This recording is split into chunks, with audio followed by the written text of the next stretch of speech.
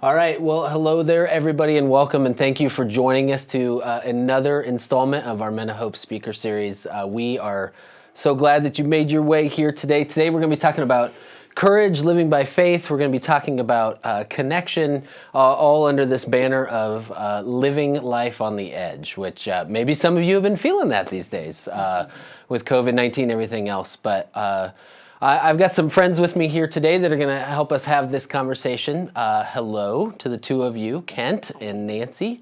Do you guys want to take a second and just introduce yourselves a little bit, and then we'll get started with today's topic? Sure. So I'm Nancy Schornack. Mm-hmm. I'll let you introduce yourself in a minute. Okay. Anyway, I'm a counselor at Second Journey Counseling in Johnston, and just have a lot of passion for this topic, also because I do a lot of work with Brene Brown's work and her organization, The Daring Way, in just kind of forwarding the message about vulnerability, shame, how it shows up in our lives, and have a lot of passion about that. So I'm excited to be here with you today. Hey, and thank you. Thank you for making time to be here with us. So Kent, do you want to say a little bit about you and what you do? I'm Kent Schornack. I actually work full-time over at Grandview University. I'm the Director of Leadership and Counseling over at Grandview. I've been there for almost 14 years now. And then I also have a small part-time private counseling practice with Nancy, Second Journey Counseling.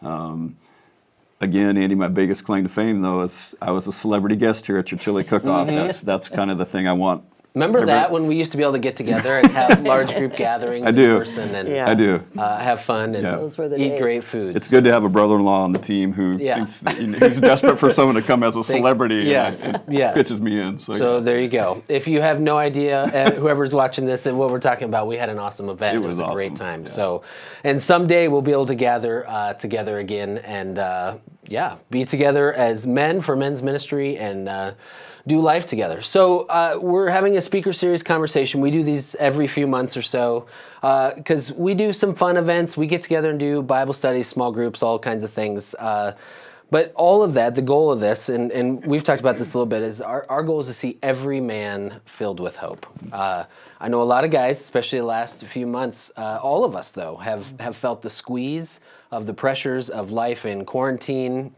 out of rhythm. Some things we have in overabundance, like small children asking me to do things for them, things like that. And there are other things that we're just in a complete drought of, right? Social connection, getting out and those kinds of things. What happens, I've found in this season, right, and in life, these things can accelerate maybe challenges that we're already facing. And we have some vulnerable spots in our own life, and those things can be exacerbated. And so we see a lot of men in need of hope, and so that's why we wanted to bring this conversation online, is to hopefully get guys some tools and some perspective to step into this larger story that God has for them. So one of the ways we've kind of dug deeper into our mission to clarify it is say we want to help guys discover their purpose. Why are they here? What's the adventure that God has for them, right? We believe that there is this bigger story, and I know we're going to talk about some of the things that get in the way of that today, and we also want to equip them to be able to live that story. And so we brought in some experts today, so thank you. So I think to get into this today, Kent, I want to start with you. Okay. What are you seeing out there? What are you seeing some of the things, right? If God, I love John 10:10, it says, Jesus says, I have come that you may have life and have it abundantly. Yeah. What are some of the things, especially with men, that you see kind of coming in between God's dream for our life and what we're experiencing? Yeah, that take that away. Yeah. Yeah. Well, I probably would highlight a couple things, and Nancy and I were talking about this as well. And this really kind of comes from my counseling experience, talking with people, but also my own personal life, right, as a man. But when you think about some of the things that kind of steal away the abundant life, if you will, as we talked, there's like three things that came to mind for me. And one has to do with, for men, one has to do with loneliness.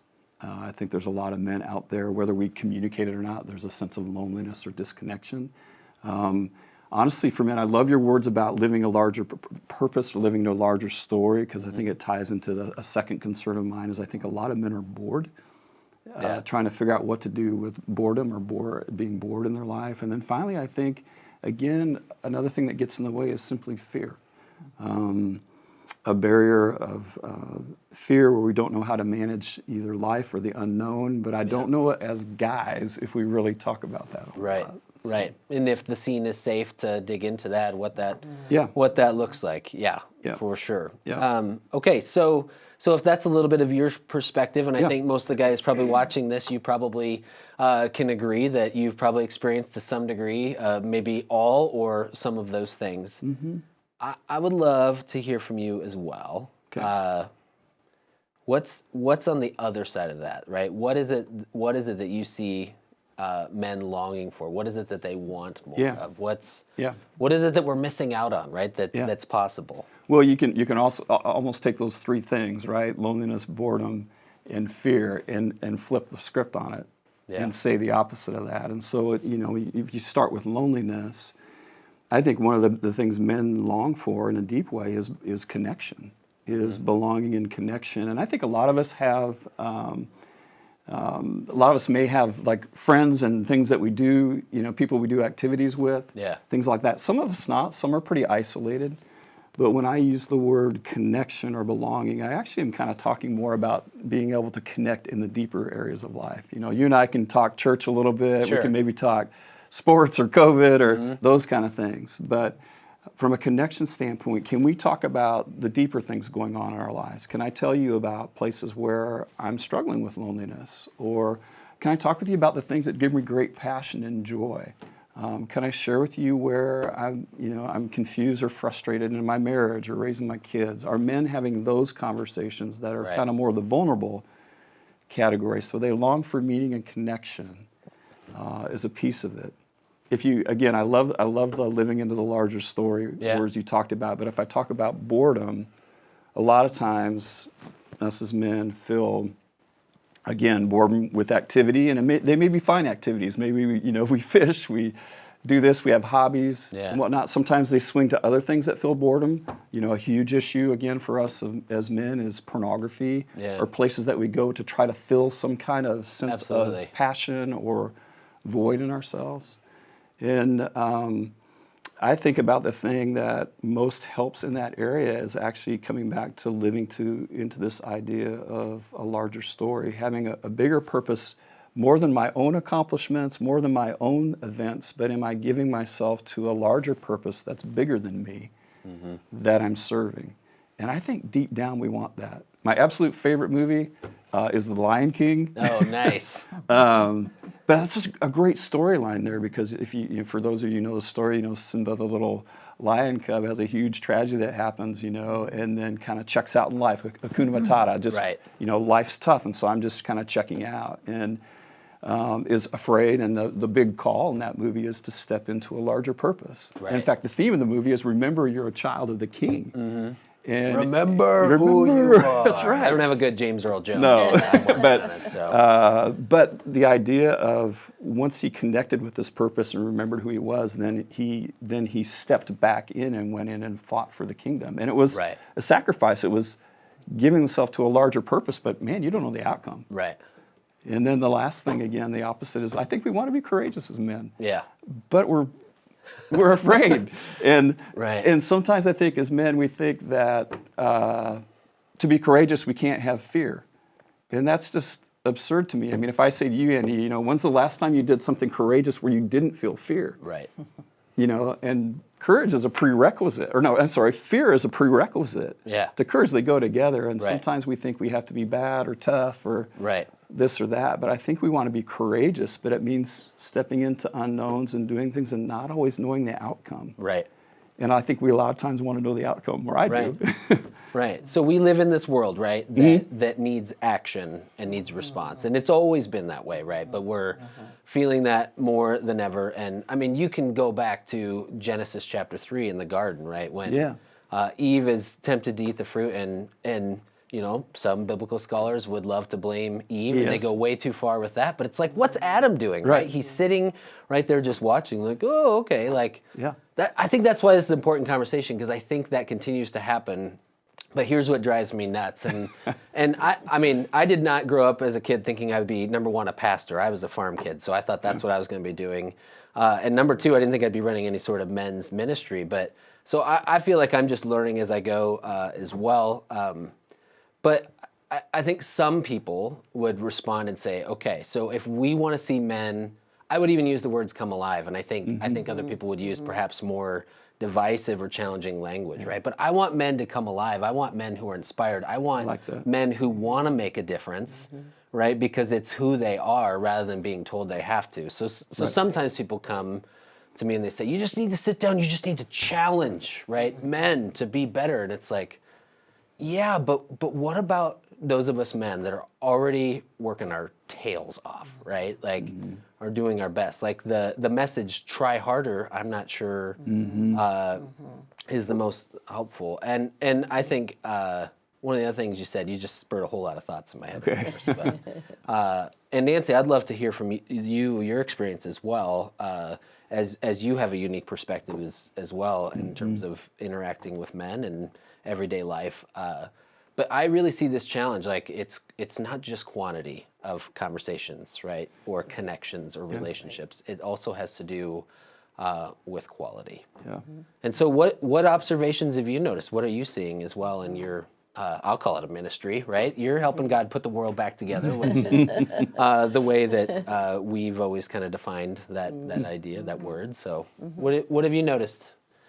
Yeah, so well, I love your intent to say this isn't about trying harder, but about having more quality. And so I think that's why we have to delve into the idea of vulnerability with this. You know, when I talk to people about vulnerability, and I've done a lot of groups, and I've had a lot of opportunities to put out there and ask people to finish this sentence. Vulnerability is. And when I put that out there, and even in a larger sense, when Brene Brown puts that out there in her research and so forth, what we find is an overwhelming response of vulnerability is weakness. Vulnerability is dangerous. Yeah. Vulnerability is, in general, a bad idea. Yeah, right. Right?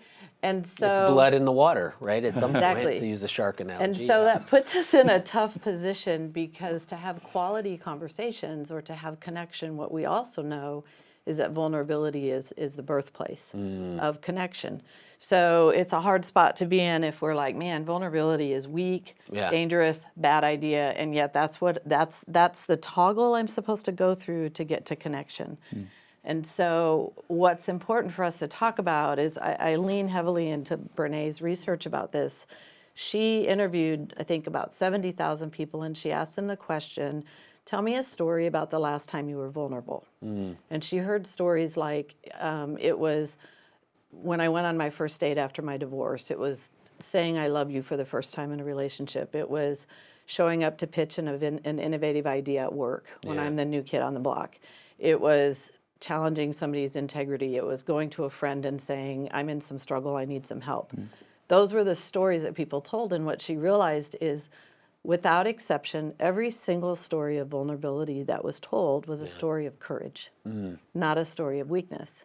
Yeah. And so we know from the research that vulnerability is actually the greatest expression of courage in our lives. And we see it in ourselves as weak, but we see it in others as strength. Yeah. You know, it's sort of the last thing I want to offer, but it's the first thing I want to see in a relationship with someone else. And the reason why is because what we do know is that when we lean into those places, then we do experience connection. And when we experience deep connection, because that's what we're made for, then we also experience greater purpose, more meaning, that sense of aliveness that you're talking about. Yeah. So we have to kind of have the conversation about vulnerability if we want quality. And it really isn't about trying harder. It's maybe more about finding a different path, you know, to get there. So let me just, you know, even ask you guys and the people who are out there, if you put yourself at the doorstep of a vulnerable moment. So it might be, I'm thinking, you know, it might be, man, I really blew it with my wife last night and I need to circle back with her and have a hard conversation and apologize. Or it might be that my kid's asking me for permission to do something and I don't feel good about it and I need to say no, but I'm scared that they're going to be mad at me. Or maybe it's like I have an innovative idea that I want to share at work. Yeah. or there's an ethical misstep that I need to address with my boss. Like, I want you to kind of sit for a minute and just put yourself at the doorstep of that. And the question would be, first of all, like, what do you feel? And I don't know if you guys can even put yourself there. And Oh yeah, I can relate to that a little bit. What do you feel? I feel you should go first. Tell me, Yeah. like, what do you feel in your body when you're in that moment? I mean, I certainly, like, there can be tension, right, anxiety around that, and then pretty quickly I jump to what's really at risk, right, right, like just everything from perception to, I mean, sometimes honestly though, it's just that'll be a lot more work. I don't want to do all of that. But it's not easy for sure, and yet I feel like my faith and having. Again, this larger story, but also this larger presence, I think has begun to open me up to that. Yeah. So, and I mean, I love, like, so where you went was you thought about what you felt, and then you kind of went to, like, and then what are the voices in my head about that? Yeah. Right? Yeah. And sometimes the voices can be a lot around perception. What do people think? How will I be seen? Right. I'm afraid I'll be seen as incompetent, stupid, silly, whatever, Right. those are. And, those are all the voices, frankly, of shame. Those are all the voices of you're not enough or you're too much. And if you're found out, Right. you're going to experience criticism, judgment, rejection. So let's make sure that doesn't happen. Like, there's that voice, right? But then there's also, especially if we know God, there's also the voice of God that has that space to show up in there that speaks truth into our spiritual identity. There's that voice of God that's saying, I'm with you, I love you, you're worthy of this because you're made in my image. You're capable of this because you're made in my image. I'm going to step into it with you. Yeah. Right. Yeah. Like, like Kent and I were talking, there's a phrase we heard once, like, I'm your dread champion. Yeah. So you mess with me, if they mess with you, they're going to mess with me. Like, I'm your Goliath. Like, I got you. I'm with you. You're in good this. Goliath. Yeah. Yeah. Right. And so, those that's also a voice that we have the opportunity to sort of tap into. And I think that's the voice where we get courage from, right? That's the voice that gives us the courage to say, so maybe I'm going to circle back to my wife. Yeah. And and just say to her, like, I don't know exactly what to do here. Yeah. I don't know how this sounds, but Which no guy loves to ever admit, exactly right? Whether But it's what directions or right. But what I know is that I love you, I care about you, I care about us, and I'm going to do what it takes for us to figure this out together. Like, that's where the courage comes from, is in that spiritual identity of knowing that, God is with us. We don't have to do this alone. We're not built to do it alone. If I could throw one thing in just real quick too, what I love about your process is most of the time, like when I feel super vulnerable or feel afraid, I'll just react to that, and that's kind of a natural reaction, but I don't take time to slow down a little bit and then try to discern and sift through the voices. Right. And so as men, one of the things I love about what you're sharing is, okay, we have to recognize there are different voices going on, and just not to only react to the first one, Right. but to sift through, and how do I seek out and where are the voices coming from? Right, and how do I seek out and learned, find God's that's voices? learned through reacting many, many times and it not going well and thinking,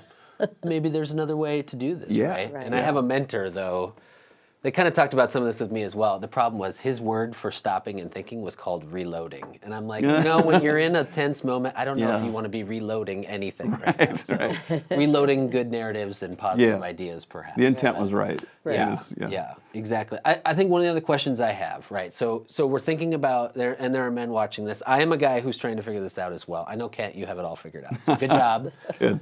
Right? Is courage a muscle that can be built? Is there?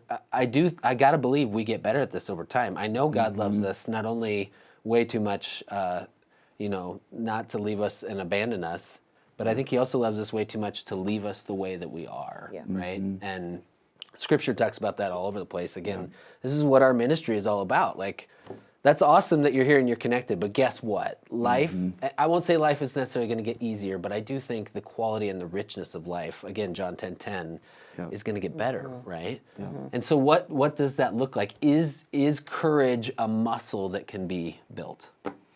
Yeah, I absolutely think it is. And actually that's exactly what the research shows too, is that courage is actually a practice. It's an intention and it's a practice, and there's actually, we can actually kind of break it down into steps. One of the videos that I love, that I watch this video every time I have to do something brave, is of a little 10-year-old girl who's getting ready to take a big ski jump for the first time. Wow. And she breaks down courage, because what she does is she's at the top of the hill. She's got a camera on so that you see what she sees. Yeah. And she's doing things like she's got somebody on either side of her and she's asking for help, and she's asking questions, and she's saying, okay, is this jump steeper or longer than the one I did before? Yeah. So she's asking questions, Yeah. she's asking for help. Then you hear her do these things within her own self of like, she's on her own team. She's cheering herself on. She's like, I've done this before. This is a little bit more. Yeah. I can You do might have this. to send me that video. That's Yeah, really it's awesome. We'll put it in the link with and all it this and stuff. it has all the sort of steps of courage in it. And the Yeah. other big thing it has is it's a real picture of being brave and afraid at the same time. Like she doesn't Yeah. finally take off down the hill Yeah. because she doesn't feel afraid anymore. Right. She feels afraid and she figures out how to step into that. That is huge, right? Because I think many of us guys have this image of James Bond. Yeah. Right. Yeah. And I even had this image of Jesus for a while, and somebody, through spiritual direction, some other things, because I was always like, gosh, I'm anxious about this or that, and what's wrong with me? And it's like, well, Jesus, even in the garden, right, was anxious to the point where he sweat blood, Right. but he still went through with it, right? And I think that's our dream and our hope for the people listening to this conversation. Yeah, I would agree with Nancy, and my take on it is, I would say courage is a muscle that can be built, but you will never have times where you outrun having to exercise courage. Right. And so it's a practice, and you step in it more. But every time courage is required of me, I can't equate that with saying it gets easier. Yeah. Right. It's more, I've learned to kind of rest in faith to do that. And the interesting thing, if you follow, I think it's in Ephesians even talking about how God wants to enlarge our faith. And C.S. Lewis used to talk about how the older he got, sometimes the things he was confronted with in life required greater courage and greater faith, because God was wanting to expand his faith. And so it's a muscle for sure, but it's a muscle that continues to be exercised all through life. And I still have to encounter in some ways, the same fears. Yeah. But if you can create kind of a prototype or a narrative about, okay, God delivered me through this, or it's the great thing about memory of the biblical stories, okay, God delivered through this, then you take that as a template to go, okay, can I exercise faith to trust in that, and in the midst of my fear, walk in courage and step in, even when I don't know where this is going or what I'm doing for sure. Right.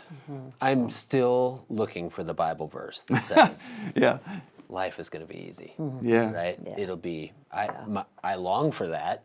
I guess that's what heaven is, right? And I think that's God's dream. But in the midst, there is this world that we live in that, we are, it's a both and. We can grow in it, and yet, and it's worth it. And I think, speaking of that, right, that's probably one of the final things I want to ask you both is convince us, right, is to convince us that this journey is worth taking. And I know one of the best ways for me, my faith gets increases when I hear other people's stories, right? I understand concepts better when I hear how they're worked out in everyday life. So what has this looked like for the two of you to live with courage, even with all the headwinds that are coming at you with that? You want me to go first? Sure. Well, I'm thinking about men-to-men relationships is one area for me, and one of the stories Nancy and I were talking about. I remember several years ago, just really going through a bad season in life. Really, I was self-employed, loved self-employment, but anxious as all get out if I can provide for my family. When's the next client or paycheck going to come in? Those kind of things, and I just felt like I was going down. And really struggled in a summer, and was, I think, pretty disconnected. You and I just disconnected because I was so overwhelmed in my own anxiety. And I remember a good friend of mine, Russ, who I thought, well, I should probably, here's the, am I going to let somebody in? Right. And I was thinking, I should probably call Russ because he knows my heart well and a good guy. But I just did all those battles around vulnerability like you were talking about, Nancy. I was like, well, geez, what am I going to look like if I tell him, I'm not making it as a man right now, or I'm afraid, or I don't know what the heck to do right now. I'm scared. And I just remember battling all those thoughts and thinking, this isn't about you kind of staying alone in this. God's called you to community.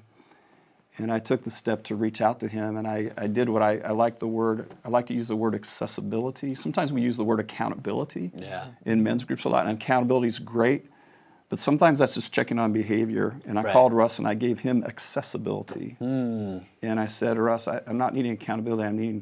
I just need to be honest with you. I'm giving you access to what's going on inside me. And it was scary to. Did he say thanks but no thanks and shut the door? No, Russ is a really good man. And here's the funny piece of it, Andy, for me is I talked for probably 45 minutes, an hour on the phone. He lives in a different town. I talked with him, and he barely said a word. Yeah. But you know what he said to me at the end? Honestly, these were his words. He says, Kent, I'm so glad that you called. Yeah. So that you don't have to be in this alone, and you invited me to be in this it's an with honor, you. right? Yes. Yeah. And it was as if the weight of the world, just those words, just to say I'm not alone in this, the weight of the world just came off my shoulders. And it didn't fix everything in a day, but it was like, okay, I've got someone in the battle with me, along with Nance, who knows what's going on in my heart and walking that way. So one of the things that I've experienced even in this COVID season, as I've had my own frustrations trying to work from home and figure out what a ministry looks like digitally. I loved face-to-face. We didn't get that for a while.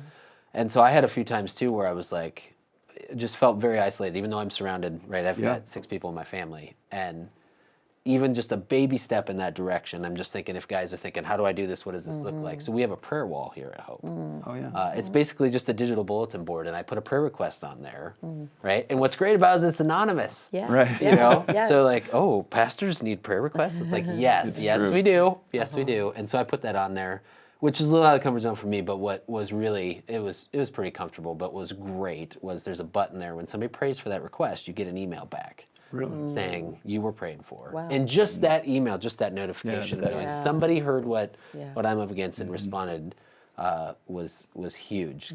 One of the other things that guys get, I think, concerned, at least for me, I've come to call it like a vulnerability hangover. Yeah. Right? Like, okay, that was really good and it felt great and I'm glad I did it, but also like, oh man, what am I going to have to deal with the next time? Yeah. Like, what if I was high maintenance? Like, anything you want to say to that, right? If a guy is hesitating because of that, anything that you would add? I know you have a story to share as well. So. Yeah. Well, I think to the vulnerability hangover, I mean, that's why vulnerability takes so much courage. Is because of the follow-up messages that come. That want to kind of steal it back away again. Right. And so again, I mean, I think the answer is to know that if I need to, I can even circle back again with that person and go, man, like I'm feeling vulnerable about my vulnerability, you know, like now I'm feeling like I'm wondering, but it's usually like, gosh, now that I shared that with you, I'm wondering if you see me as this, or I'm wondering what you think of me now. And again, like what we know about shame is if we speak it, it loses its power. It's huge. Will you just say that again? Will you say that again? When we speak it, it loses its power. So if I do feel like I'm having a hangover, I can circle back and go, hey, I need some, I just need to check this out with you. And then again, and then we put ourselves back in the path of reassurance, empathy, validation, common humanity. Somebody has the opportunity to go, no, I'm with you. I feel the same way, and those kinds of things, or whatever. And then that's what reduces that hangover feeling. And we do need to reframe courage again. I mean, it's the idea of me reaching out to Russ, or you sharing something you feel vulnerable about. And yes, I think everyone experiences a vulnerability hangover, but I have to say, that's courage. I mean, for me to just keep it to myself, is that very courageous? For me to take the risk and call my friend and say, let me give you access, that's an act of courage. And it's also then that takes us to connection, and connection is what makes us feel alive. Right. I mean, I will take the feeling of deep and meaningful connection with another human being or with God as the highest highs that I feel. Those are the places where I get, when Kent and I have, and even if we overcome disconnection with connection, like that makes me feel alive. which that could probably take us to another story that we thought about. Like I'm having to be vulnerable in these stories. So we were talking about a marriage one for us too, because just like pastors sometimes have prayer needs, counselors sometimes have relationship issues, right? Sure. Believe it or not. Yeah, but we were talking about, I have a tendency, if I get overwhelmed, I tend to kind of pull into my turtle shell and withdraw. And again, I don't think it was that same season when I talked with Russ, but another time where, again, I think just overwhelmed with life, wondering if I had what it takes and whatnot. And I don't even know if I was aware of it, but I was pulling into a shell.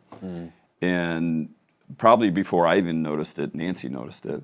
And she was kind of dealing with the impact of a disconnected husband. Kind of come home, probably just want to sit in front of the TV or go be by myself and then go to bed, and just not a lot of conversation or intimate conversation around kind of life and stuff. And I remember the story we were talking about, so I remember we went to bed one night, and it probably was like 11 o'clock, and I was still in my shell.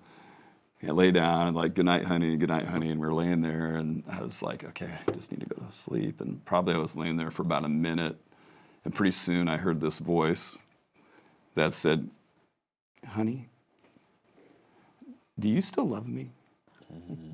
And I was like, oh, God. It's 11 o'clock at night.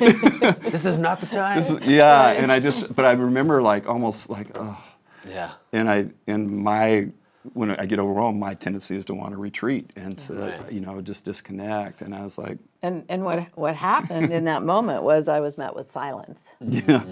And not a good... I was going to say. Yeah. And you know what happens in the absence of data? We make up stories. Right. Yeah. And so that silence then, exasperated my feelings of, and, when he's silent, when he didn't immediately say, well, of course I love you. Right. Then that creates all this space for all these stories to come up. Oh my gosh, maybe it's true. Maybe he doesn't love me anymore. And our brains are wired for safety and security. So our brains will make up those stories very, very quickly. Yeah. We even give ourselves a shot of dopamine when we make I was right. Aha, that feeling we have of like, it's true. He's not saying anything, so it must be true. So she's being very kind, but silence was like was devastating for me, to be honest. Basically what she's saying, bad move, counselor. Learn from this mistake. Counselor 101, don't be silent here. But when we're not aware in vulnerability, we armor up. And we either armor up with withdrawal, hide, avoid, or we armor up with defend, fight, attack. That's what we do if we don't know. So here's the vulnerable change for me in that is I was aware of all that, and I was aware that I was silent, and I was aware I just wanted to just roll over and go to bed and not have this conversation at 11 o'clock around if I love you. And admittedly, it was bad. It was probably a bad move for me. Like, why ask that question at 11 o'clock at night? But and sometimes I don't know always I can articulate my feelings. Sometimes us guys haven't had a whole lot of education around how to name feelings, and I feel a bit overwhelmed with that versus Nancy or women maybe in general have a better handle on that. But I remember laying in bed and when I started speaking, the first thing I said is, Nancy, no, I love you. I love you. And I said, I don't know how to tell you or talk about what's going on inside me or how to describe it for sure, but I do know this. I do know that if I try to talk in whatever bumbly, fumbly attempt of me to try to engage with you right now, I do know that whatever bumbly, crappy stuff comes out of my mouth, it's way more honorable to you than my silence. And so I want to try to talk. Yeah. And so if you could give me the grace to just begin trying to put words what's going on and listen, and she did. And it was amazing, actually. I was like, crap, I really needed to talk. Because then it came out, and she did a wonderful job of asking questions, and it was very vulnerable for me just to kind of engage in this, like, I don't know what I'm talking about, am I going to talk kind of thing. And I think for you, the other pictures, I don't think that felt like a picture of weakness for her to me. She was like, no, man, this feels like strength. Right. You're engaging me. This is encouraging to me. Absolutely. So. Yeah. Well, thank you for sharing that. Yeah. Right. Thank you for all of your vulnerability in this conversation about it. It's good to model it. I can certainly relate just in the experience alone of what you're talking about, and I think all of us can. So these are powerful tools. There's obviously a lot more to the journey, and we'll get into that. We've got all kinds of tools available in terms of men's ministry at Hope, in terms of groups and conversations and one-on-one things and things to read and all that. I just want to wrap this up then with just giving you both a chance. What's the parting thought? What's the takeaway? What's the thing? I mean, you've got a group of men that are tuning into this that I think are deeply appreciating what you're bringing to us today. What do you want to leave them with? I think my comment would be to stay with the idea that we're not talking about big, sweeping, rescue someone out of a burning building. Name the epic movie. Right, kind of movement. But what we're really talking about are small, consistent behaviors over time, where you take the risk to just show up with someone and say, here's who I really am. I'm not sure how to do this, but I know that I care about our relationship, so I just want to step into this, even when I don't know what to do. Yeah. And those can just be small movements, small conversations, just like the one that Kent just described between us, that took a lot of courage, for sure. But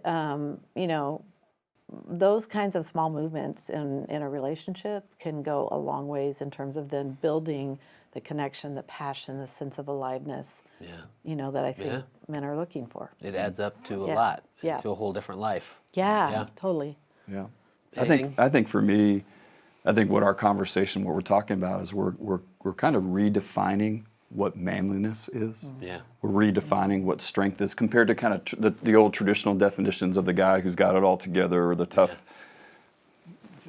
date myself, tough John Wayne, Clint Eastwood, where you just kind of know it all and handle it all. And we're really redefining manhood as something much more relational and engaging and adventurous, living for a big purpose. Yeah. And to normalize the fact that those are big things, and that if you have fear with that or uncertainty with that, that's normal. The invitation of God is to step into those places. And that's really what manhood is. It's not the guy, the macho dude who's got it all figured out or whatever. Right. We're men who are trying to connect, and we're men who are trying to live for bigger purposes in our life, for the bigger purposes of God and the way we express our faith in lives. Yeah. Awesome. Well, thank you so much. This has Thank you, Andy. been fantastic conversation. Those of you that are tuning in online to watch this, we'd love to connect with you as well. Some of us watch this. We're going to do it in small groups right after. If you're watching this online, send us an email, catch us on social media, whatever that looks like. Call the church office if that's still a thing, right? We can pick up the phone and talk to people as well. So we would love to connect with you, because there are so many different steps, and maybe that's the thing I'll close with, is this looks different for everybody. So do not be a stranger. I think it's worth taking the risk to be vulnerable, and hopefully we'll talk to you soon. So thank you so much for joining us. We'll see you later.